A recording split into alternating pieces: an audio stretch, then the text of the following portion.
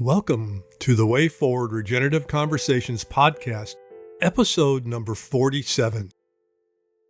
What needs to change now? Breaking free from the old system. A conversation with Otto Scharmer and Katrin Kaufer. Our guest today, Otto Scharmer, senior lecturer at MIT and founder of the Presenting Institute, and Katrin Kaufer, managing director at the Presenting Institute and lecturer at MIT, join us to discuss their compelling new book, Presenting: 7 Practices for Transforming Self, Society, and Business. They challenge us to overcome the illusion of insignificance and reclaim our collective power. Joined by hosts Dr. John Izzo and Alain Gauthier, we'll explore how small yet intentional actions can nurture social soil, create islands of coherence, and catalyze meaningful systemic change. This episode is proudly sponsored by the Elders Action Network and Elders Climate Action, organizations committed to empowering elders in addressing critical environmental, governance, and social issues of our time. If you find value in this conversation, please subscribe to our YouTube channel and Apple Podcast. You can also join our community and discover more resources by visiting our website, wayforwardpodcast.com. Let's dive into this transformative conversation. Hi, I'm Dr. John Izzo, and on behalf of my co-host, Alain Gauthier, welcome to this episode of the Way Forward Regenerative Conversations podcast, where we explore ideas and issues about the future of humanity and planet, especially from the perspective of those over 55 in our society and the difference we can make as elders in this moment in time. Whatever age you are and whatever stage of life, welcome to the podcast. Now, I want to begin the podcast today with a question.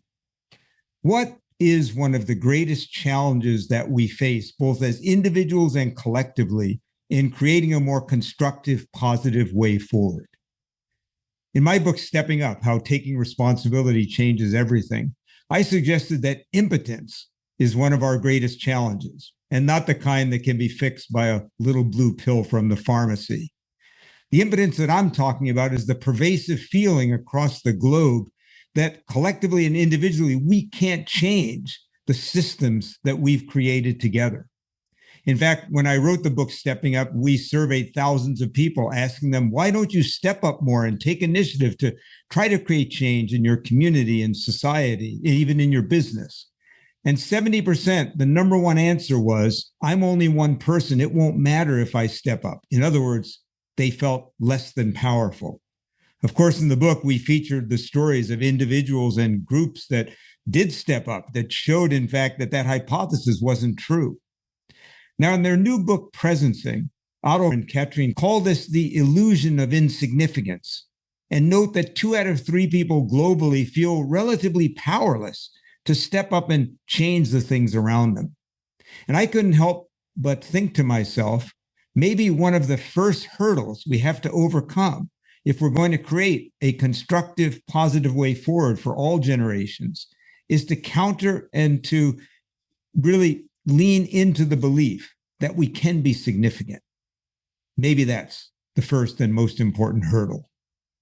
Now, today in our podcast, we have the honor and privilege of having Otto and Katrin with us today, not only to talk about their new book, Presenting, but also their life's work dedicated to looking at the inner and outer shifts required for creating a constructive future and present for all of us. Alain and I have both had the privilege of learning with them and being in their presence a number of times over the years, and we're excited to have them here today. And just as a hint, we're going to be talking about that illusion of insignificance, some important ideas like islands of coherence and the social soil, and some ideas about how we can have practices that will help us individually and collectively navigate this important moment.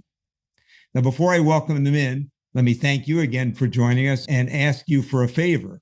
I'd love you to subscribe right now on whatever platform you're watching or listening to us. Subscribing helps us grow our audience and get these important ideas out there. And it also helps you, because then every time there's a new episode or a new short, you'll hear about it. And please check out our new website, wayforwardpodcast.com. That's just wayforwardpodcast.com, where you can sign up for our newsletter and our blog and really join our community in a more active way. But now I want to welcome Otto and Katrin. Welcome to the Way Forward Podcast Studio. We're excited to have you with us today. So Otto and Katrin, this is wonderful to see you again and have this conversation with your new book. And one of the questions we asked ourselves is, given your extensive experience over the years, both academic experience, but experimenting in the field, what inspired you to write this book at this time? And you talk about the moment we are born for. So maybe you can link the two things together. I'll let you decide who wants to go first. I'm happy to go first. Thank you for having us. It's wonderful to be here. So for me, the reason for writing this book was that I feel right now in this moment, the social fabric of our society is collapsing. And this has to do partly with what public spaces do we have in our society? So where can we individually and collectively articulate who we are and who we want to be? And in our work that Otto and I have been doing over the past 20 years, we realized the quality of relationships, the quality of awareness in a social field or social system defines really the outcome of that social system. And when we see the destruction of the social system called our democracy today, we've experienced firsthand the results of such a development. So I personally really want to make visible that the quality of our relationships define who we are and what we do collectively, and feature stories and experiences and the core concept. Otto, over to you. Thanks for having us on. I think what prompted the book mainly is the experience when you work with people today, particularly with younger people in communities. There is this sense of things are really messed up, and this is so big and so messed up. Maybe what I can do or not do doesn't really matter to the larger direction of things. So, I mean, the unspoken conclusion is why bother, right? So that's kind of the logical conclusion. But this feeling that things are a lot more messed up than perhaps earlier generations have experienced, that is really very striking. In any kind of future-based conversation you have with young people, if I remember, when I was a young person, there were always major issues, right? There was always major. I mean, there's like the nuclear bomb, the peace movement, nuclear power plants, and so on. There is always problems in abundance. Yet, the entire outlook was very different. And the difference is not only in changed exterior conditions, so that the objective situation is more messed up, and it truly is, right? We know that. But also, I think there is, as a generation, how you relate to a society. There was, and it's interesting that this blog is for people 55 and older, right? That, as you just shared with us. And I think that's really interesting, because what is it? So if you are 55 or older, well, all of us, including the ones speaking now, we are part of a generation who basically messed things up. And we are part of a generation where we grew up in not only a pre-iPhone environment and pre-social media environment, we grew up in an environment where we were the biggest generation ever. And it was very clear that, okay, there's history, and now it's us, right? We are going to reshape this. How exactly, that was open. But that we are going to reshape not only my personal life space, but the societal life space. That was not even the question. It was the only question was, is it going in this direction or in another? And that has changed. So I would say we as a generation, what is our responsibility? Not only did we have the privilege to grow up in this situation where we have been handed, without really deserving it, right? But we have been handed a situation where we were able to more co-shape society conditions than ever before. But also, the other thing is, we also really didn't use it in the way we should have, right? So, which is ending up in the current moment. So I would say our responsibility to the current moment and our responsibility to the future generations and generations to come is pretty simple, right? Because stepping into your agency, stepping into a space where you are not only shaping your personal life space, but a shared communal life space, it creates, and that's what Katrin was talking about, it requires other types of holding spaces and learning spaces. And I think that's exactly what's missing today, right? So that's exactly what's being, through the attention fracking industries, it's sucked out of our environments. And it's kind of the social fabric that is disintegrating. And I think if we have any responsibility to anything, it's this: regenerating these spaces so that the next generations can tap not only into their individual, but also into their collective agency together, and also together with us. And that's really what has been sparking the writing of this book. So, Otto, a couple of interesting things to dig in there. You were talking about there have always been problems. And we're of the generation, I'm 67 years old. I grew up in New York City and remember doing drills for nuclear attacks, hiding under the desk as if that would actually save us. And yet, I don't think I ever remember a time thinking that the future might not be better. And so we were a generation that really believed that the future would be better than the past.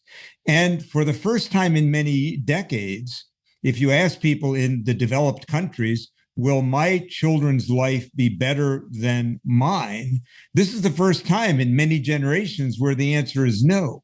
And many people our age are daunted by hearing so many young people say that they don't want to have children, not because they don't want that lifestyle, but because they don't want to bring children into the world and the system that exists now. And I think you're right. We should be quite daunted as elders by that.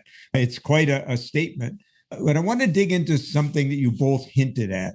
I know one of the seminal pieces in your work, Otto, that you've referred to many times was about Bill O'Brien, the former CEO of Hanover Insurance, when he said to you that the success of any intervention depends on the inner life of the change agent themselves. I know that had a profound impact on you. And I'm wondering, how does that insight relate directly to this moment that we're in now, when there's so much focus in the outer world, what we need to do in the outer world to create a different society? But I think one of the keys to your work and Katrin's work has been this idea that the inner life is as important as the outer life if we're going to create change. Say a bit about how that has impacted both your views of your work and this moment that we're in now. Yeah, maybe this one I can kick off. Yes, it's inner and outer, but you could also say it's the visible and the invisible, right? So I remember when I was doing the interviews, one of the very experienced, he was actually working for McKinsey many years back then, directors of the leaders of the McKinsey change or organization change practice. He summarized his work on organization transformation like this. He said, what's most important in transformation is least visible to the eye. So what's most important is least visible to the eye. What he meant when explaining that is that there's kind of an alchemy of change that really happens through teams that is then moving into organizations. And in interviewing Bill O'Brien, he kind of echoed that in a way when he said the success of an intervention depends on the interior condition of the intervener. So the success of what I do as a change maker depends on the inner place from that I operate. And what I would, if you want the new presencing book, kind of that Katrin and I just co-authored, if you want perhaps a one-sentence summary of that, I would say it's this. The success of an intervention depends on the inner place from that we operate, right? It's the we. So it's a collective dimension of this interior space. And that's something that in the book, and also together with our colleague, Eva Pomeroy, who leads the EU research line of work at the Presencing Institute, we call fourth person knowing. So everyone knows the first three types of knowledge and knowing, kind of in action research, for example. It's kind of first person is subjective, right? What I feel and experience. Second person is intersubjective, kind of it's my listening, it's dialogue, it's kind of the I-you relationship. And then third person is kind of the objective knowledge, right? Kind of what I can record with a device or kind of with a camera or something like that. But what we learned is that for deep change to happen, to really go through the bottom of the you need to access a deeper source of knowing. And it's a knowing that is very personal because it's a possibility that is looking at you because it depends on you to manifest. So it's a possibility that is looking at us because it depends on us to manifest. And I would say that is a genuine experience every single movement has on earth. Any kind of social movement that is taking to the streets is operating from that deeper inner place. That's where, as a young person, I first experienced presencing, really. And that is what, with the new book, through the work we do in organizations, but also the research work we do, we try to investigate in a more methodical way. And we do, what is fourth person knowing? It's the knowing of the field, right? It's kind of the collective interior knowing. It's something that I'm very intimately connected with. And yet it's not me, right? It's looking at me. And it will not manifest without me. So there's a very, very personal relationship, but it's also something that is not identical with me because it depends on me to come into the world. Katrin, do you want to add anything to that? Because we could link it to a question we have about what you've called the social soil.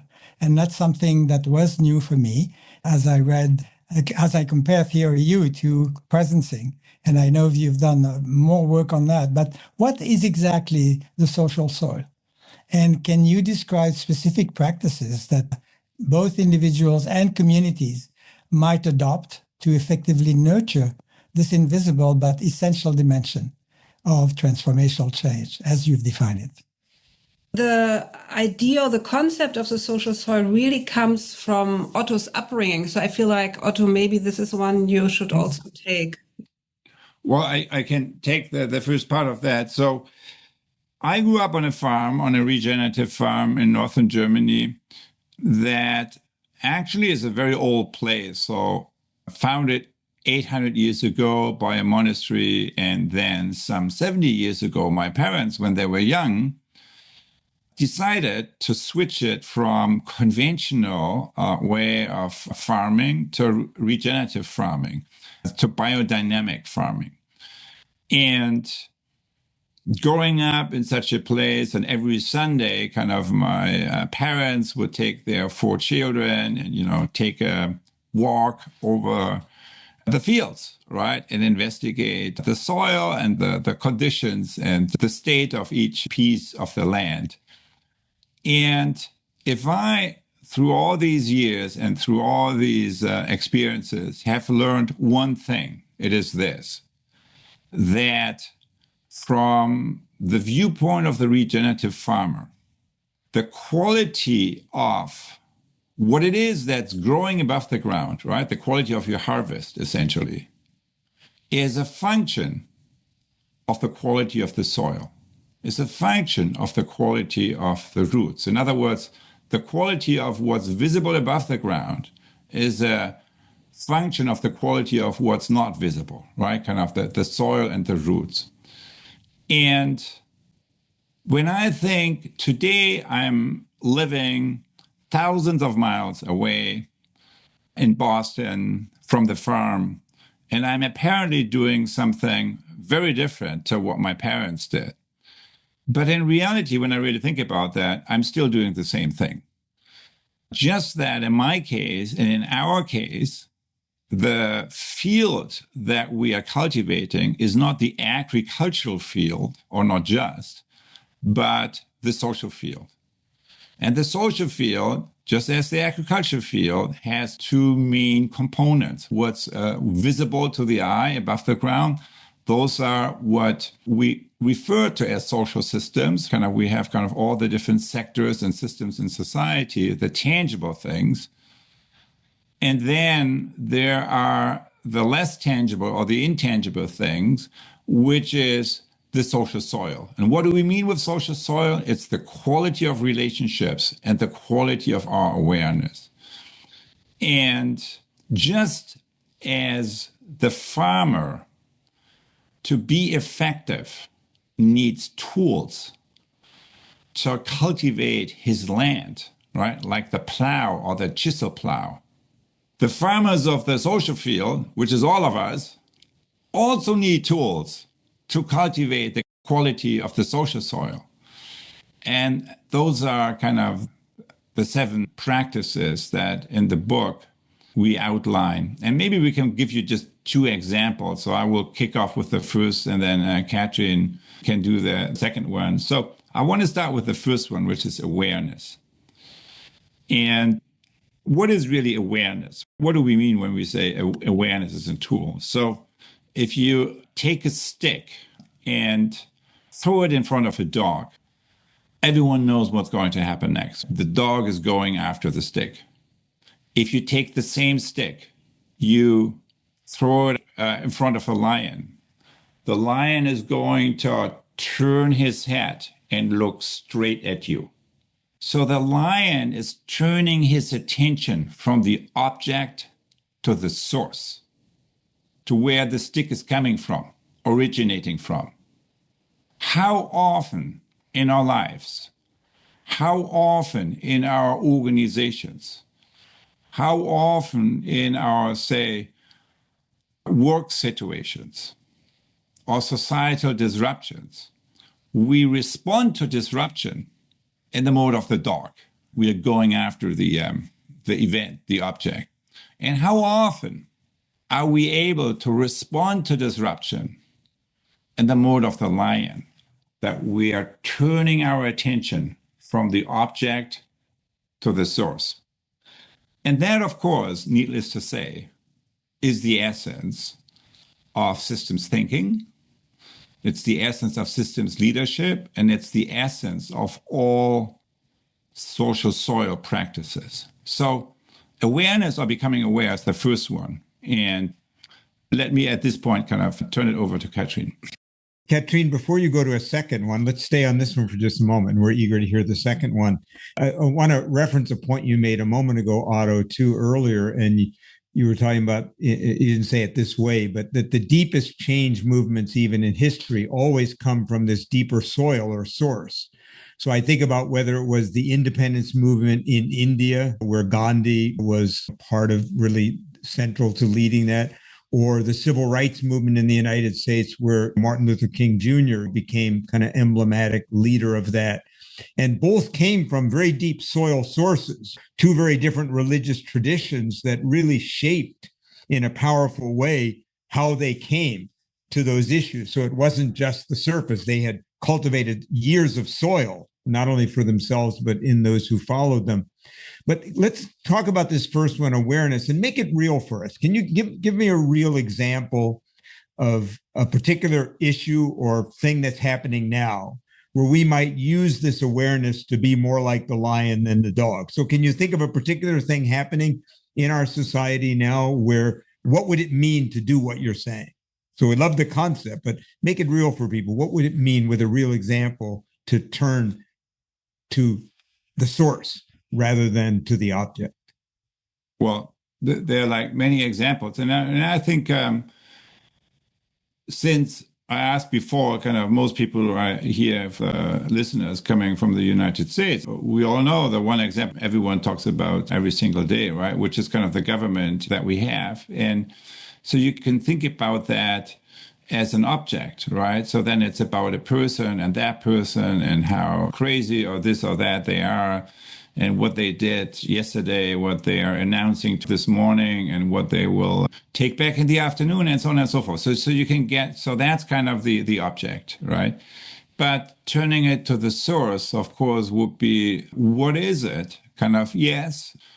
I mean, if you turn your gaze halfway, you see it's not only these persons, kind of, there's also a significant funding structure behind it. There's a communication structure, there's social media, there's the attention tracking industries, kind of, that own the algorithms and so on. So you see, it's kind of an industry that fell out of love with the Democrats because they wanted to regulate something, and then that switched dynamics and so on. You would see then the Supreme Court, Citizens United, 2010, right? Basically opening the floodgates of dark money. And guess what happens? Both parties get corrupted and so on and so forth. So that's halfway. But if you turn the head even more, you would see, well, why is it? I mean, okay, all these things are there, but it still doesn't explain anything. What is it that what the current office holder did really resonates with people, right? There must be something. And what it is he was the one disruptor on the ballot. He was the voice of articulating a deep pain that the status quo was inflicting on many. And he was articulating an aspiration for something that's very different than what we see.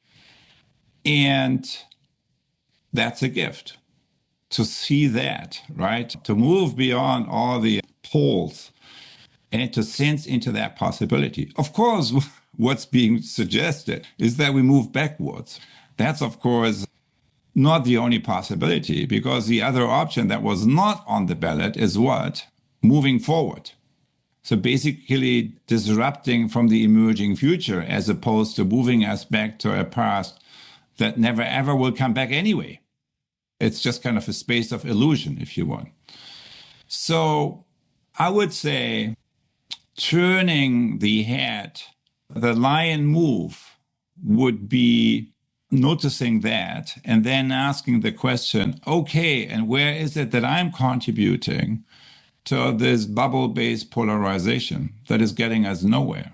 Because the reality is, regardless of how you voted or whether you voted last time around, most people in the US agree on most important things.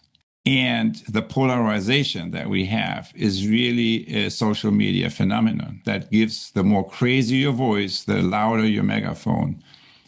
And what is it that I can do that we reclaim the ownership of our conversational spaces, of our civic spaces, of where we come together around the commons that we all want to protect, regardless whether I subscribe one ideology or another, which really is secondary in my view. It's not primary. And so that would be, what is it that I can do there? So in our case, what we do is the Presencing series that tries to create new conversational spaces. But, you know, wherever you are, I mean, we all can do we can step into our own agency and reshape and recultivate the social soil, which is the quality of our conversations. And that, sooner or later, will bring us back on track. Yeah, one of the questions that I always like to ask people that gets them into that place of agency is, what part am I playing and what can I do about it? And I think as you think about the lack of civil dialogue or deeper conversations, lots that we individually can do about that in our day-to-day lives and conversations. And thank you. That's a great example. So in this case, Donald Trump is kind of the stick. And so many people are focused on that rather than what is the source, the soil that created the phenomenon. And I always tell people this is symptom. So Donald Trump is symptom. And the movement on the right in America is really a symptom of something that has been happening in the soil. But we're so focused on the symptom that we can't do anything about it if we're focused on the symptom. So that's great. Alain, let me turn it over to you. Yes, thank you, John. So, Katrin, could you mention a second practice that you're putting emphasis on in the book, and maybe an example of what it could apply to?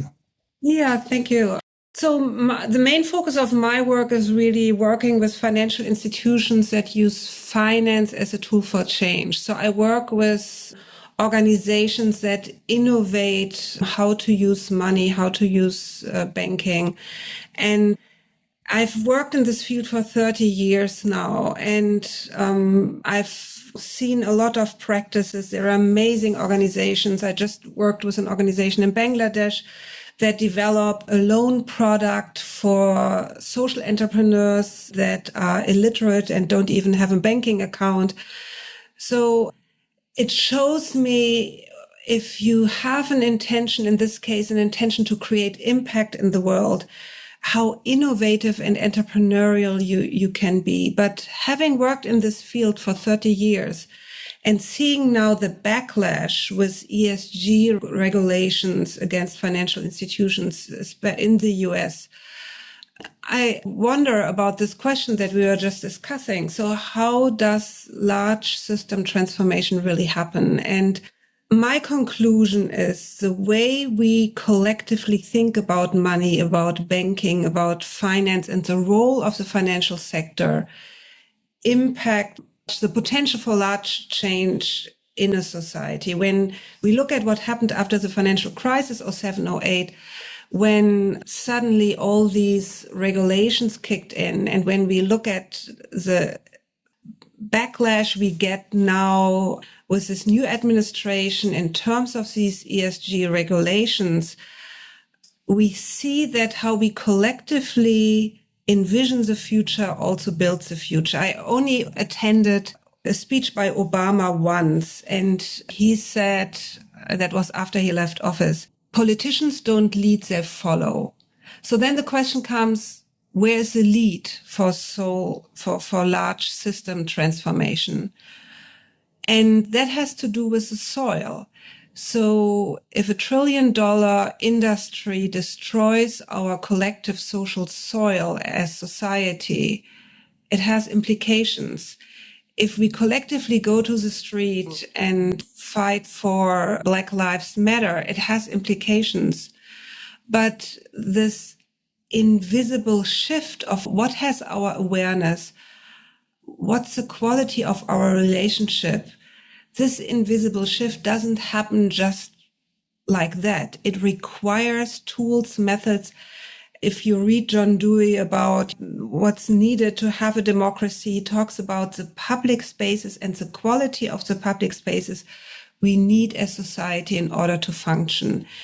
And this is what these practices that we identified in the book are really about. So half of them are individual practices. Otto just mentioned awareness. Part of them are collective practices. What kind of leadership do I need? What kind of organization do I want to be? So how can I as an organization play a role in society and collaborate across organizational boundary? What kind of governance and quality of governance do we need? So these practices play together.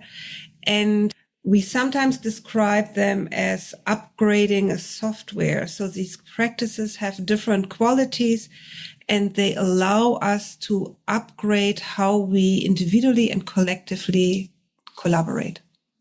You mentioned the importance of aligning attention, intention, and agency in so doing. Is that correct? Yes. Otto, you want to speak on that because this is so attention, intention, and agency are a way to summarize the U process. The U process is a method that Otto has developed that allows individuals, organizations, teams, and society to connect to a future that's emerging.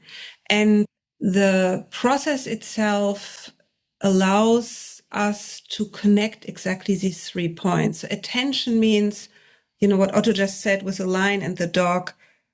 How do we consciously direct our awareness? So what has our attention? Intention as a second step is really about the question we raised at the beginning. What is mine to do in this moment? So what's my agency? And all of that stays abstract and academic if it's not connected with immediate action. This is where failure and experimentation kicks in. But an alignment of these 3 steps is really core to the social technologies that we are working with at the Presencing Institute. And maybe I can actually connect a couple of dots and bring Otto in then around this thank you, Katrin, one of the things you talk about in the book is that when the system is in flux, islands of coherence can play a critical role in raising the consciousness of the entire system. And I was thinking about when you were just saying, Katrin, about, that first part, awareness, then agency, what can I do about it? Then how do we prototype and experiment? And in some ways, I think of these islands of coherence as a place of experimentation where we begin to prototype what might be a different way of being present. So Otto, maybe you can say a little bit about this concept of islands of coherence. I think it's a very attractive concept. And again, if possible, give an example of either something that you see happening or could happen that could be one of those islands of coherence for us. And also maybe the role that plays. I know all of us in this room have a systems thinking background. And I remember when being with you and Peter in Vermont, and Peter saying that the definition of a system problem, and you talk about this in your book as well, is when the outcome the system produces is not what most of the individuals would want to be true. So I like this idea of what role these islands might play when a system is in flux and we're hoping something new might be born. So maybe to start with a footnote on what Katrin already mentioned in regard to the earlier question, attention, intention, agency. And that is many of the listeners or of the community of this podcast probably have some experience with awareness practice or mindfulness or something like that. And I always remember when I had my first conversation with Jon Kabat-Zinn, kind of who brought MBSR. I mean, he is really kind of the guy who created the first methodology, how to use the power of mindfulness for a socially relevant issue that everyone else had given up on. So, I mean, what today is known as mindfulness really to a significant degree kind of is going back to what he did in the basement of UMass, I think it was, kind of University Hospital, where he did his early experimentation in the 1970s. And his first line was, so I asked him, so what is meditation, right? And if you don't know what it is, you should always start with that question. And he goes, meditation is about paying attention. And then when he said that, I thought, oh, that is so interesting, because I thought that's what leadership is about, right? That leadership is about attention. And then when you look at all the mindfulness and meditative practices, what is it that they actually do? They weave together attention and intention. So all of them, that's basically the common denominator. You can focus on your breathing or the feeling of your body You can take a mantra, but you placed your attention on something that you define with your own intentionality. So you align attention and intention, and that's kind of what your practice is. That's what's grounding you. Now, what is the essence of leadership? To move that now into Theory U and to the Presencing book that we just published. And we basically say, look, the 3-word summary of the U process is attention, intention, agency. So attention, if truly deepened, gives rise to intention. And intention, if truly clarified, begins to catalyze agency. So in other words, it's not just the first two. You need to move it into the agency. And we live in a moment where really agency is under attack. That's the most dramatic change of the past few years. It's not just attention, intention. It's the loss of agency. It's a catastrophic loss of agency. That's the biggest issue. And that's why that gets me now to your point, the islands of coherence, because I think that's why this concept resonates. And it's a quote attributed to Ilya Prigogine, the Nobel laureate. And it's an articulation what in nonlinear systems theory is known as a bifurcation point. And it says that in a system that is far from equilibrium, small islands of coherence in an ocean of chaos have the capacity to uplift the entire system to a higher order. So basically it says, you do something new on a very small scale, and yet that small scale has the capacity to shift the entire system. And of course, we all know that's how nature works. What is it called in nature, this principle? It's seeds, right? In the seed is the future already present, even though the seed is kind of on a micro scale. But the entire manifestation of the plant or kind of whatever the being is that is growing out of the seed is already present there.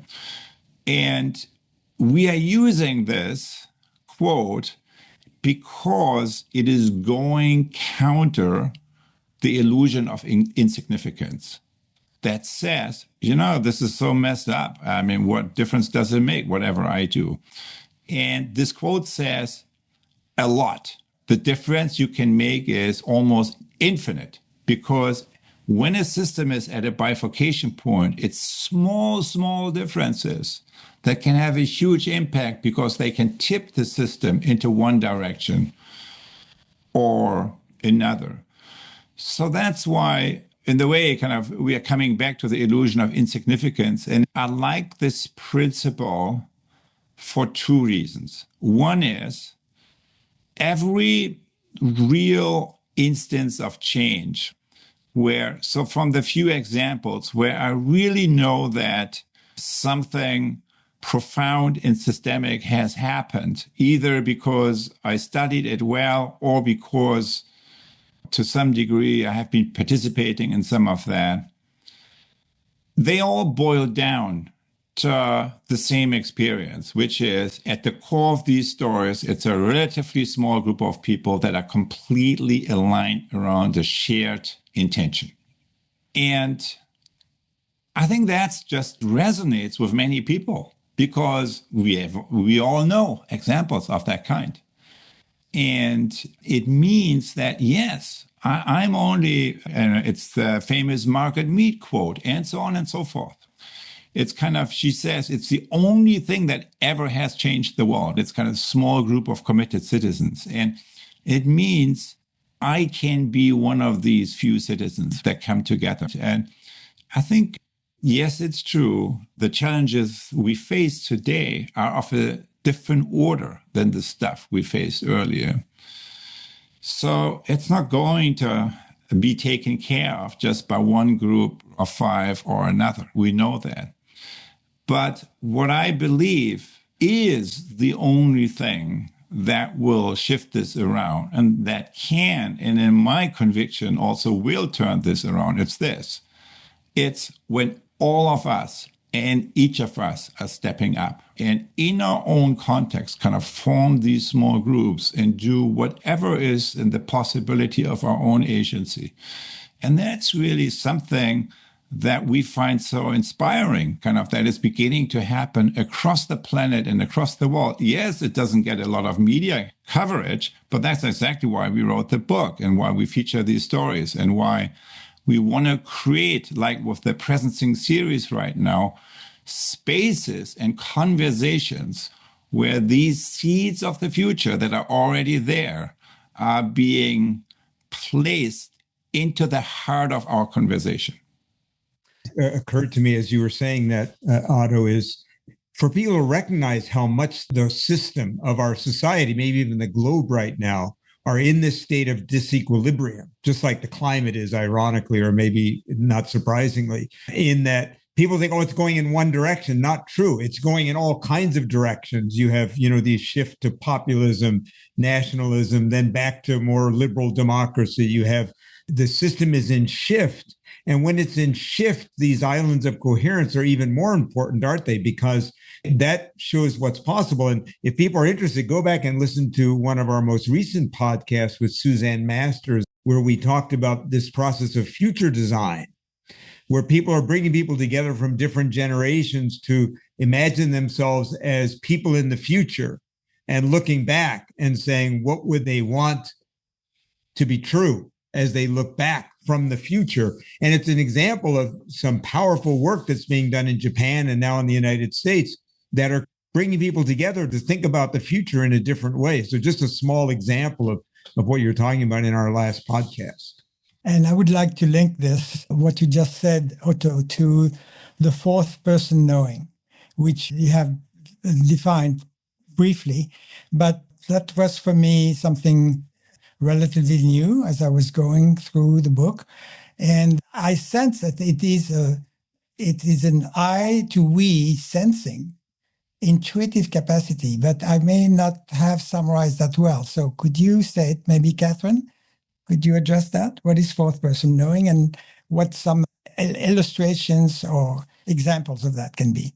Fourth person knowing really resonated with our experience when working with teams and organizations, that we realize there is a quality that's beyond just an addition of individual qualities. So there is something that comes together that's beyond just these individuals sitting around the table. So it really came out of a very transformative experiences that we have when we work with groups, when the quality of relationship shifts and something new emerges. And I deeply believe that if we don't have language, we cannot talk about things. So the fourth person knowing is also a way to capture this phenomenon and make it researchable and make it discussable in a way. So it's the result of real and authentic co-creation where something new emerges that depends on everyone in the room while it's beyond just who's in the room.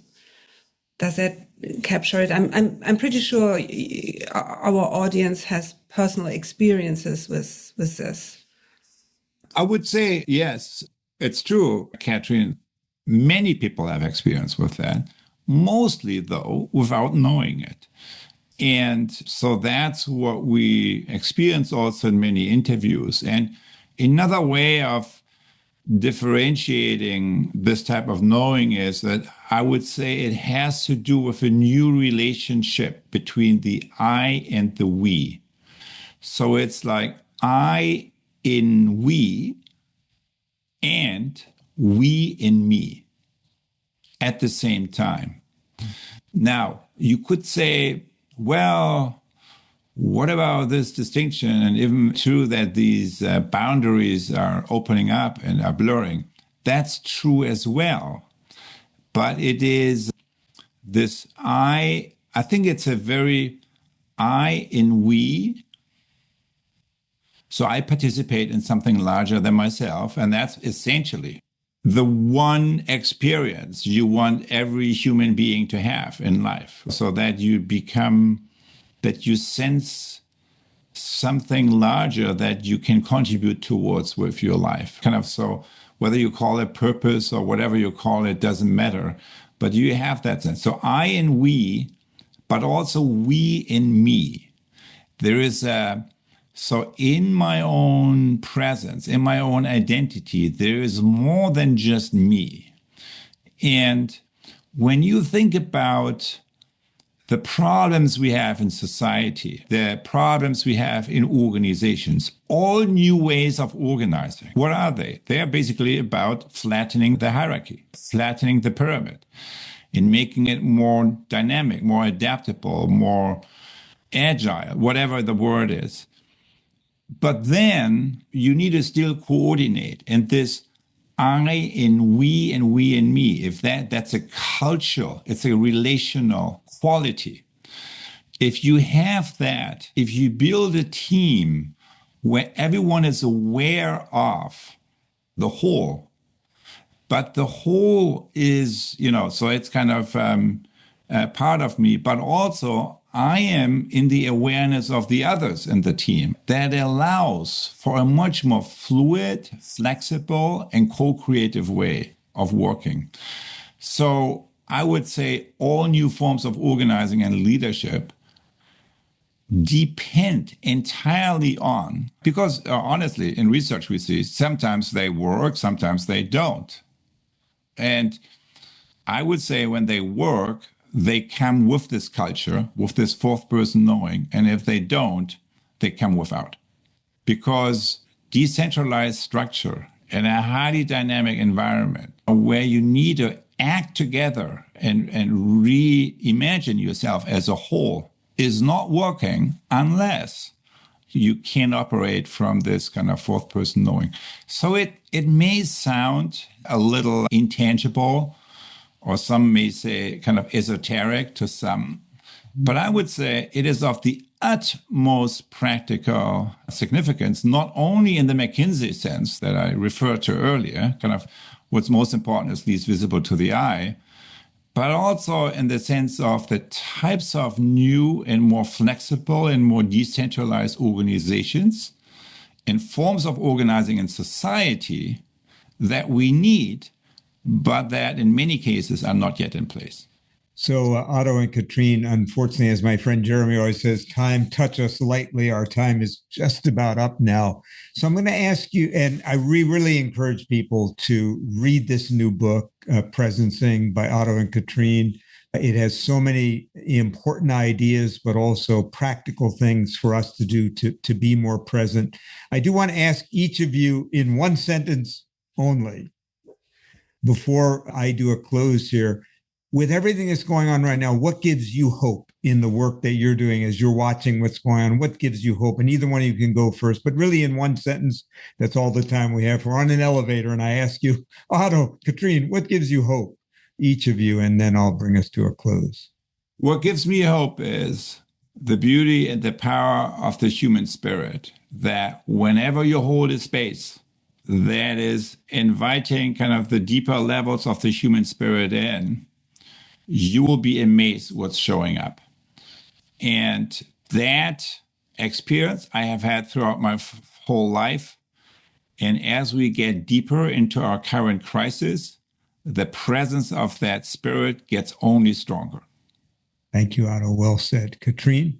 What gives me hope is when I look at numbers, for example, the UN Development Report, where 67% of all people worldwide say, I would sacrifice part of my income to address climate change. So there are endless surveys like that I deeply believe there is an invisible movement out there that aims for a regenerative and different form of being on this earth. And I think what's missing is that this movement sees itself and recognizes itself as a movement. Wonderful. Well, thank you. Thank you both for your life's work as well as this conversation today. A couple of things stand out to me as we come to a close. As a person who has two dogs, the dog and the lion, and paying attention to the source and really claiming our power to create islands of coherence. I couldn't help but think of I started today talking about this illusions of insignificance and my book Stepping Up. And I couldn't help but think of a documentary I saw years ago about herds. And the researchers were trying to ask the question, why do herds move from one place to another? And the theory was always that there must be a lead zebra or someone who kind of finally decides this is where we're going. And of course, through this time-lapse photography, the truth turned out to be much more beautiful, which was there was no leader. That this zebra started to think, well, maybe that watering hole over there would be a safer and better place. Another zebra started to look in that direction. And then almost by magic, the herd would move without a leader. And I feel like in some ways, that's what's happening. And you kind of allude to that, Katrin and Otto, in your closing comments, that I do believe there's a shift happening. There's the desire there. And we want to move to a different place. We know there's a better place to go. And so these islands of coherence and how we show up in our daily lives is probably the best predictor, back to what Bill Hanover said to you years ago, Otto. This interior life and the social soil is really the key. Meanwhile, we want to thank you, our listeners. You're why we're here. Please, again, I encourage you to subscribe to our channel in whatever form you're watching this, and make a comment. We want you to be in the conversation. So on the platform that you're in, please make a comment. We'd love to hear it, and so would other listeners. And meanwhile, do check out our new website, wayforwardpodcast.com. We always remind you at the end of this podcast that history is not a destination waiting for us to arrive. What we will someday call history will be the result of our mindset and our actions today. So for now, good day, and we'll see you next time on The Way Forward. All right. Thank you. And if you're interested in the Presencing Institute, presencing.org, right? www.presencing.org. You will find all relevant information. Thank you so much. Thank you. Thank you for joining us for this inspiring episode of The Way Forward Regenerative Conversations. We extend our sincere appreciation to our sponsors, the Elders Action Network and Elders Climate Action, whose steadfast support makes conversations like today's possible. Today's essential takeaway is clear. By overcoming the illusion of insignificance and aligning our attention, intention, and agency, each of us can become powerful catalysts for systemic change. Small, intentional actions can ripple outward, transforming outdated systems into vibrant communities built on collective intelligence and shared purpose. We highly recommend exploring Otto Scharmer and Katrin Kaufer's new book, Presencing: 7 Practices for Transforming Self, Society, and Business.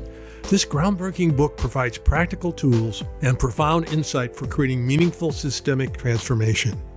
You can purchase their book through major booksellers or visit ottoscharmer.com. You can find out more information about the transformative work of the Presencing Institute at presencing.org. To actively engage in elder activism and climate initiatives, explore the Elders Action Network at eldersaction.org and Elders Climate Action at eldersclimateaction.org. Don't forget to subscribe to our YouTube channel and Apple Podcast. Your subscription helps us reach a broader audience and continue sharing these impactful conversations. For detailed show notes, additional resources, and ways to join our growing community, visit wayforwardpodcast.com. Until next time, I'm Jim Burke, producer of the Way Forward Regenerative Conversation. Let's keep regenerating our world together.